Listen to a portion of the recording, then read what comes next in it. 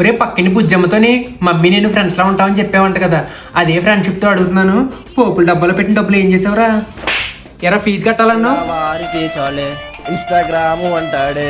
పొద్దుమానం phone ఎట్టు కూర్చుంటున్నాడు, ఇంక ఈడేం బాగుపడతాడే. నువ్వు ఎక్కడికి వెళ్తే నాకెందుక? ఎన్నావు వదిని, వీడు ఇంటర్లోనే ఇంత తొందరగా ఉన్నాడంటే ఏ అమ్మాయి ఎంటర్ అయితే మమ్మల్ని ఒంటరిని చేసేస్తాడు. తింటావేటి? ఇచ్చివరా సినిమా హీరో బ్యానర్ మీద మనోడు బొమ్మ ఉంది, అది కట్టని డబ్బులు నువ్వుని ఇచ్చేవేంటి? బీరువతలని నీకు ఇస్తే జాగ్రత్తగా దాస్తావా? జీతం లేకుండా నేను అక్క మేకలు కత్తానందంట. అలాగుంది నువ్వు చెప్పేది. ఇంటర్మీడియట్లో దొరగారు మార్కులు చూసి ఆటో కొనిద్దాం అనుకున్నాను, అది కూడా అమ్మేస్తాడేమో అని భయమే సాగాను. ఏమండి ఆడ అమ్మమ్మ ఇంట్లో ఉండి బీటెక్ చేస్తానంటున్నాడు. వీటికి ఫీజులు కట్టి బీటెక్ చేయించి తర్వాత మళ్ళీ కోర్సులకు డబ్బులు ఇచ్చి నా వల్ల కాదమ్మా. మరి ఎక్కడ చదివిస్తారు? అందుకే మా నోడి కోసం ఎన్ఐటీలో సీట్ తీశాను. ఇక్కడ machine learning, artificial intelligence, data science లాంటి పెద్ద పెద్ద కోర్సుల మీద సీఈఓలు కట్ట వచ్చి ట్రైనింగ్ ఇస్తారంట. కంపెనీలకు కావాల్సిన టెక్నికల్ స్కిల్స్ కోర్సులు కట్ట 4 సంవత్సరాలు నేర్పించేస్తారంట. లింక్ నా బయోలో ఉంది, ఒకసారి చెక్ చేయండి. అవునండి మా నోడు చెప్తున్నాడు. ఎదురింటి రాజీ గారిని అత్త అని పిలుస్తానంటే పిన్ని అని పిలవమన్నారంట.